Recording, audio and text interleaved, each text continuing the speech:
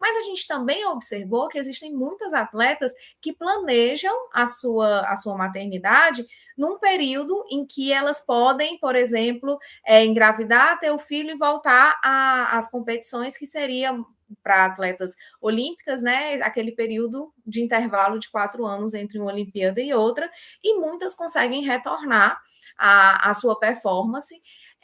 E o que a gente consegue perceber depois em estudos mais em profundidade, entrevistas em profundidade com atletas, e também observando que se tem nos outros países, é que atletas que retornam ao contexto competitivo, aquelas que não encerram a carreira, digamos assim, elas veem vantagens depois da maternidade. O programa Esporte Sociedade é um projeto da Universidade de São Paulo que tem como objetivo formar um canal de análise social sobre esporte e interação com o público interessado nesse tema. O tema da entrevista de hoje é Maternidade e Mulheres Atletas. A entrevistada é professora da Universidade Federal do Ceará, Lívia Viana Meirelles, e a entrevistadora é a professora do Instituto Federal de São Paulo e aluna de doutorado da Universidade de São Paulo, Juliana Eloy Pires. Olá, pessoal, bem-vindas, bem-vindos.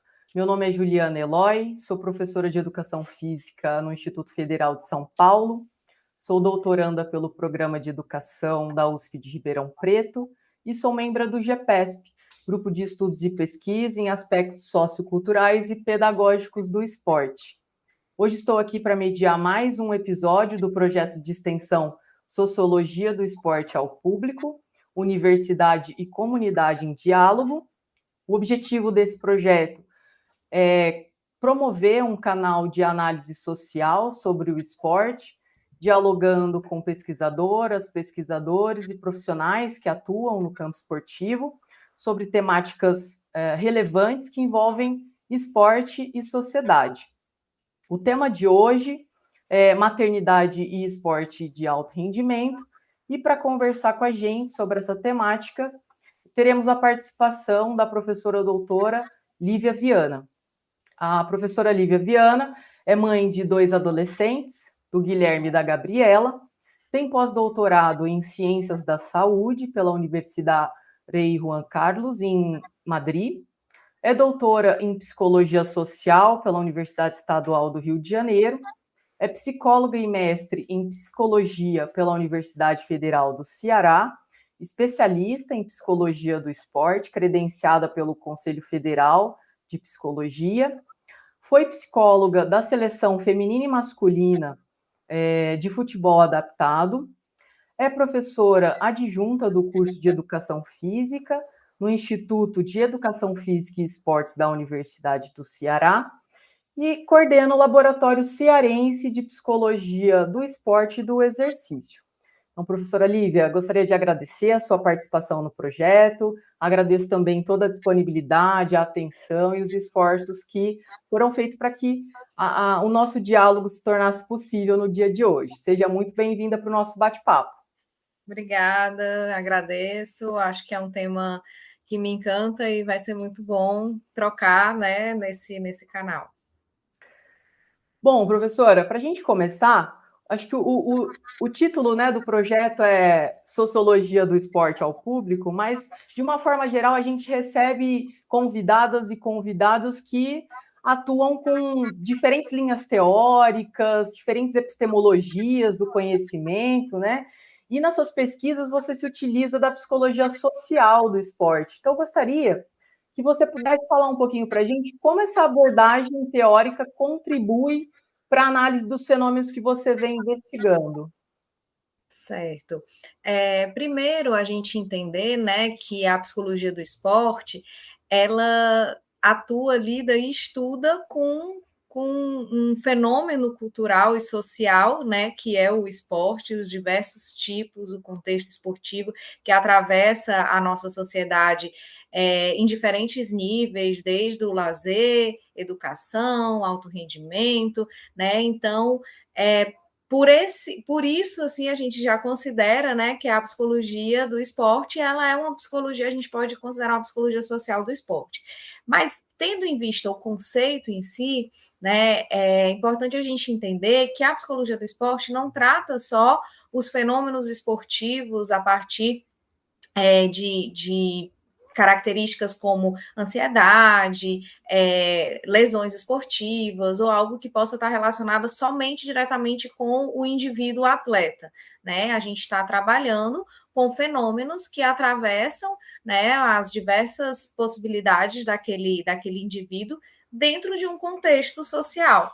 E esse contexto social vai envolver também todas as outras nuances que a sociedade traz, né, entre as características relacionadas às questões sociais de relacionamentos, de como que as questões políticas, econômicas, de gênero, como isso tudo atravessa também o que acaba influenciando não só o rendimento, mas a participação esportiva de um modo geral. Então, entender, por exemplo, como que se crianças dentro do contexto esportivo, eles podem se beneficiar ou não da prática esportiva, né? O desenvolvimento de habilidades sociais, o desenvolvimento de características relacionadas à sociedade, de entender, né, às vezes, o que a gente chama de espírito esportivo, de socialização. Então, quando a gente fala da psicologia social do esporte, especialmente se a gente vai olhar para o esporte praticado pela mulher e por essa mulher que, dentro da sociedade, existem alguns desejos ou algumas expectativas sociais para aquela mulher em diversos âmbitos, a gente vai estar falando de um esporte, né, praticado por uma personalidade, uma pessoa dessa sociedade do gênero feminino que vai acabar tendo outras questões sociais que lhe atravessam. Então, por conta disso, a gente fala de uma forma geral, sem especificar, por exemplo, questões só de personalidade, de contextos mais individuais. A gente entende a individualidade da atleta, mas dentro de um pano de fundo social que é importante a gente compreender. Perfeito, professora. Acho que ficou bem claro, né, que é entender essa pessoa num contexto, né? Sim. E, professora, historicamente, a maternidade ela foi vista como incompatível com o esporte de rendimento. Então, na sua percepção, o que sustenta essa ideia no contexto esportivo? Se a gente for fazer um percurso, né, também sócio-histórico, né, da inserção da mulher no esporte, a gente tem uma inserção muito recente, né? Muitas vezes o esporte feminino ele foi sendo, entre aspas, permitida a participação da mulher de uma forma muito gradual e que nos seus primórdios, né, estavam relacionadas principalmente pelo cuidado do corpo dessa mulher, que tem ou teria como principal função a reprodução. Então, se a gente for olhar socialmente, a mulher é vista, né, é esperada essas expectativas sociais para a mulher, que ela seja uma boa mãe, que ela se dedique à família, né? Claro que isso de tempos em tempos tem mudado, a gente está vivendo uma outra realidade social, mas de certa forma isso ainda existe uma expectativa social que coloca papéis, né, para o homem e papéis para a mulher dentro de um contexto social. E quando a gente fala da mulher atleta, né, por mais que seja, a gente tenha hoje, se a gente for pegar os Jogos Olímpicos, os últimos que tiveram, a gente teve uma proporção quase igual de homens e mulheres participando, ainda é um esporte que ainda é um contexto em que a maior parte dos dirigentes ainda é homem. E muitas vezes, né, quando se olha para esse corpo feminino, não se tem a ideia de que ele pode tanto performar quanto reproduzir, né? E isso causa, principalmente para as atletas, um dilema, né? Um dilema pessoal para aquelas que desejam ser mãe, para aquelas que planejam essa maternidade, né? Existe esse dilema entre o contexto de performance esportiva e o que é esperado de um atleta, né? E o contexto da maternidade. Porque a maternidade, as mulheres que engravidam, né? Ela vai ter um impacto grande no seu corpo. E ela não vai poder continuar performando como se espera daquela atleta. E as mulheres que não engravidam, mas que são mães, elas também passam a dedicar tempo da sua rotina à criação desse bebê. E isso acaba, muitas vezes, sendo visto como incompatível com a rotina de um atleta. Né? Nos estudos, a gente tem percebido que isso perpassa as mulheres, as atletas, em diversas sociedades, né, em diversas culturas. A gente tem alguns estudos com atletas mães em países diferentes e todas elas têm essas barreiras e também possibilidades de incentivo, né, ou de cuidado de diferentes formas, mas especialmente no Brasil, a mulher atleta, né, a mãe, ela acaba tendo que se dividir, né, entre mais de uma função que acaba, se a gente pega outras trabalhadoras também, acaba acontecendo com outras mulheres, não só no contexto esportivo também. Não sei se eu te respondi, eu acho que eu acabei. Não, sim, respondeu perfeitamente, né? Eu acho que é como você colocou, existe, né? A gente precisa historicizar, né? Essa participação das mulheres para a gente entender, né, quais eram os sentidos dessa prática, as expectativas, como você trouxe. Então, perfeito, professor. Acho que a gente conseguiu entender essa problematização que acaba até os dias de hoje, né? Dando essa ideia de que a maternidade ela é incompatível com o esporte de alto rendimento. E você trouxe aí, né, algumas questões que os estudos que vocês vêm realizando apontam alguns desafios e facilitadores que são similares, né, em diferentes culturas. Então, gostaria que você falasse um pouquinho sobre isso, professora. Quais são os principais desafios e os apoios, os facilitadores vivenciados por essas mulheres atletas que desejam conciliar a carreira esportiva e a maternidade, especialmente no alto rendimento? Uhum. A gente fez, acho que em 2020, um estudo que a ideia foi ver o que é que a mídia, né, os principais sites falavam sobre maternidade e esporte. Sites esportivos mesmo, como que citavam a gravidez de um atleta. E o engraçado é que no começo, quando a gente colocou gravidez e esporte, veio muitas reportagens de mulheres de atletas homens que estavam grávidas, né? E que eles iam ser pais. E aí, foi uma das primeiras coisas que apareceu. Então, assim, isso já trouxe a ideia de que, quando se fala em esporte, gravidez, até mesmo os sites esportivos, até mesmo as reportagens, demorou um pouquinho para aparecer das atletas grávidas, né? E aí isso chama um pouco a atenção, que é justamente essa questão social, né, que está envolvida.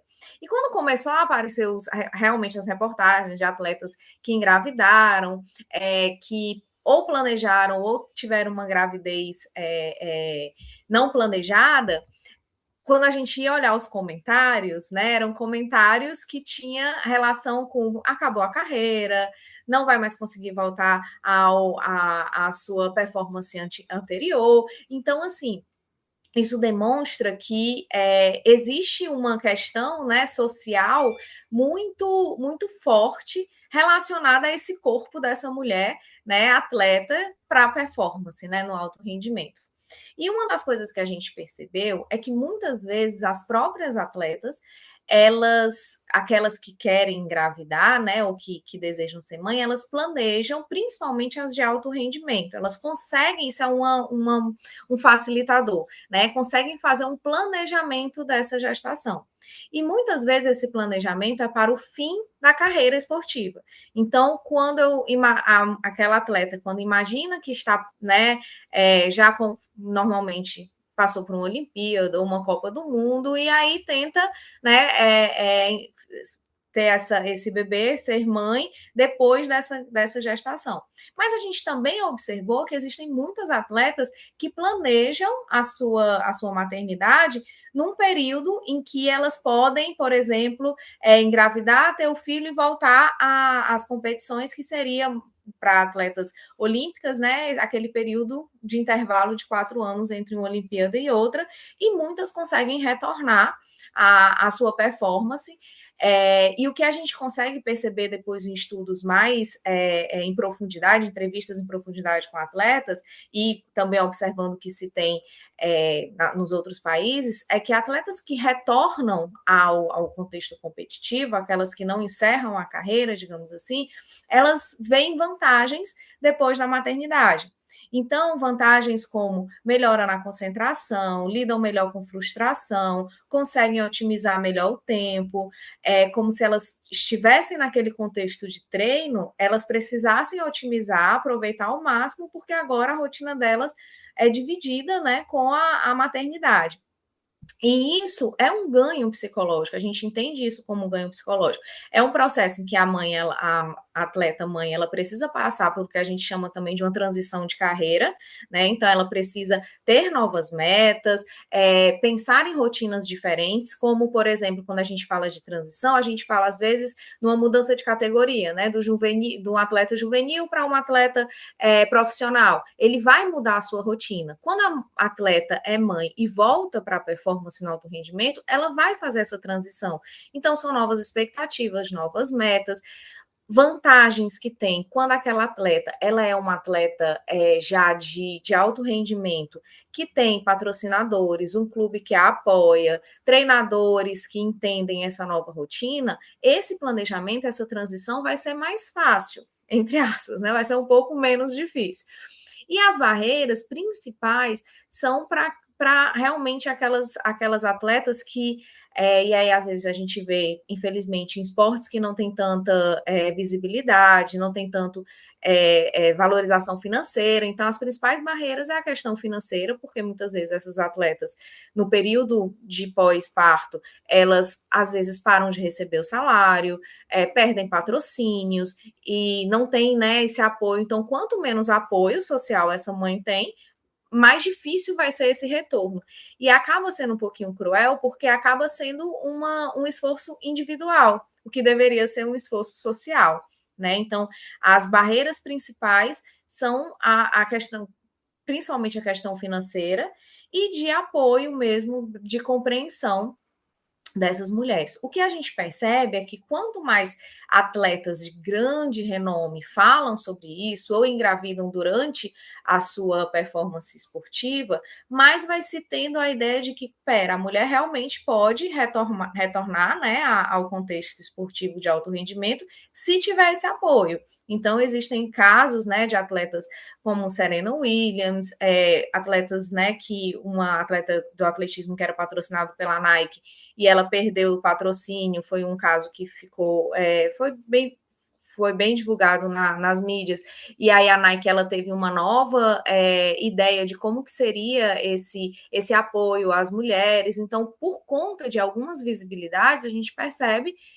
algumas tentativas, né, de cuidado maior, mas, como eu falei, acaba ainda sendo algo mais individualizado do que socialmente uma proteção social, digamos assim. Perfeito, professor. Acho que a gente tem que, talvez, caminhar para a implementação de políticas, né? Que de fato impactem aí na carreira dessas mulheres. Achei muito interessante você trazer esse ponto de que a maternidade ela é entendida como transição de carreira, né? Mas um ponto de inflexão para essas mulheres se adaptarem, se perceberem, né, de uma forma talvez diferente ali, ocupando aquela posição, né? E acho que isso me fez lembrar até o caso da Tandara, né? Eu acho que eu li um trabalho que vocês escreveram sobre, analisando, né, como a mídia estava entendendo os posicionamentos da Tandara, como isso teve essa visibilidade. Se você também puder comentar um pouquinho sobre esse caso. O caso Tandara, ele ficou só nessa esfera individual ou ele conseguiu sei lá, ecoou, né, para uma questão coletiva de direito das mulheres? Não só o dela teve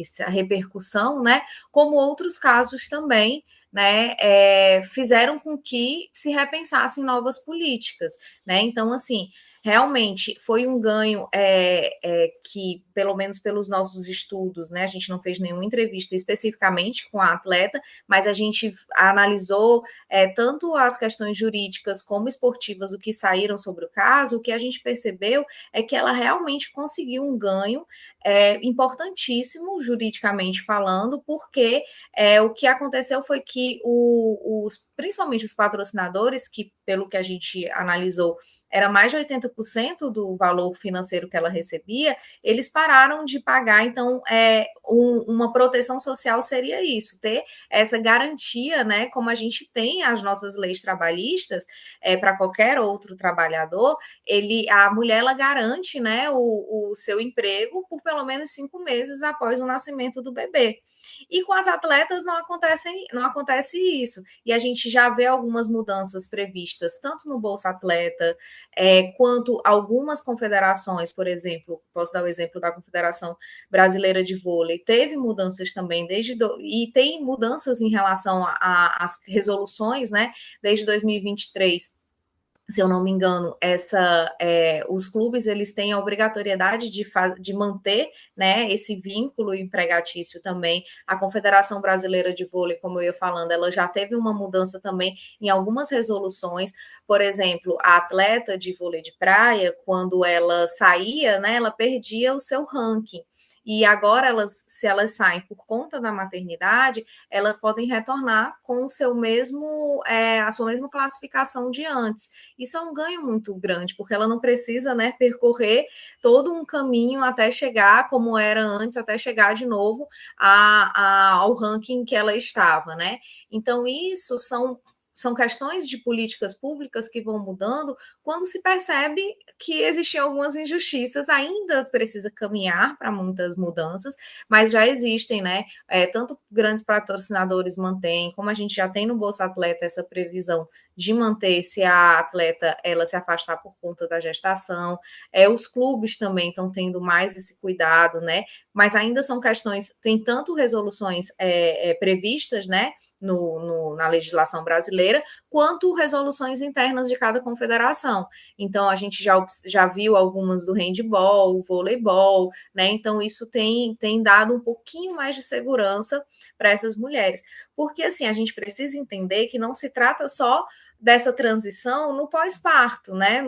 É uma mudança que ela vai ser contínua para a vida daquela mulher. Então, por exemplo, o bebê ele vai passar por fases de desenvolvimento diferente. Então, inicialmente vai ser um bebê que precisa de um determinado cuidado, mas depois vai ser uma criança que vai estar na escola, vai ser, então, um adolescente que vai precisar ter alguns cuidados. Então, se essa mãe ela tem um apoio, ela se mantém, né, mais ativa.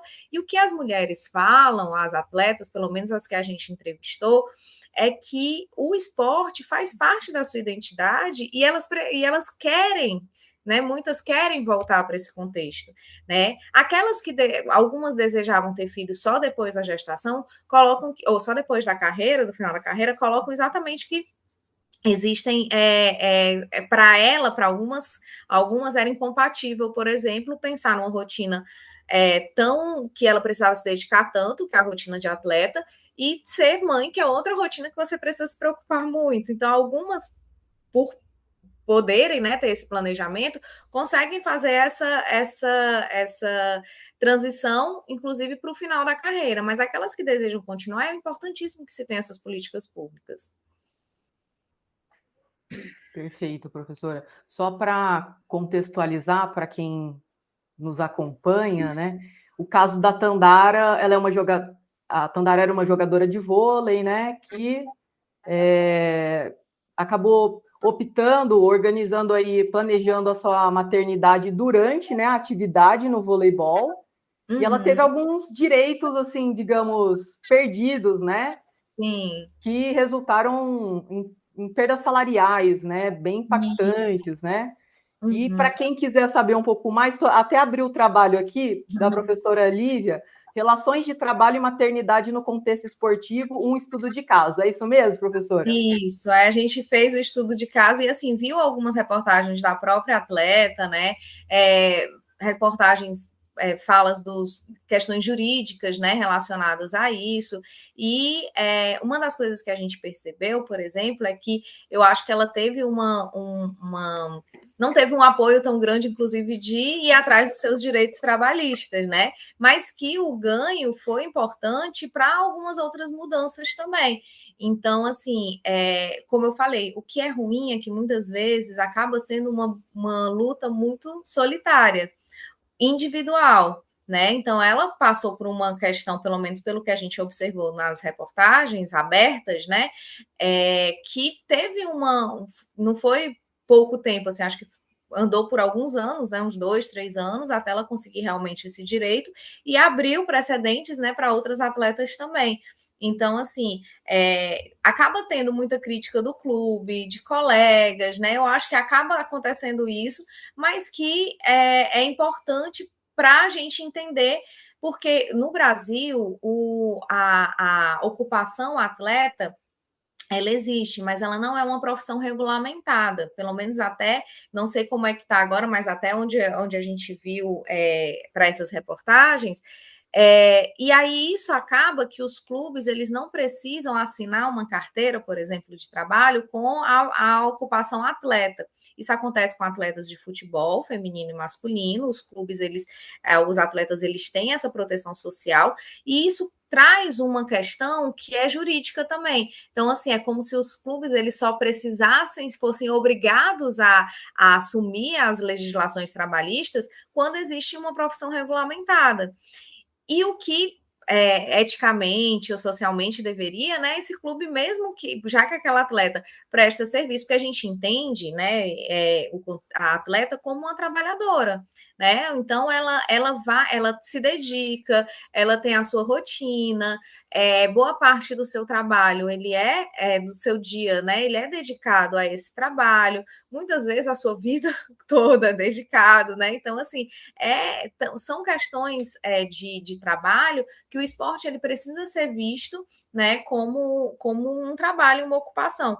Tanto que nos nossos últimos estudos a gente tem trazido a ideia, né, o contexto do trabalho decente. Eu tenho um estudo sobre isso em parceria com a professora Juliana Camilo, que a gente traz muito essas questões relacionadas à proteção social, remuneração digna, a questão de ter direito a férias, tudo isso, carga horária de trabalho, né? Tudo isso que está relacionado com o conceito de trabalho decente. Isso precisa ser empregado também para os atletas. Continue nos seguindo para a parte 2. Se você tem alguma sugestão de tema para a próxima entrevista, por favor acesse o link do formulário na descrição do vídeo. Será um prazer contar com sua participação.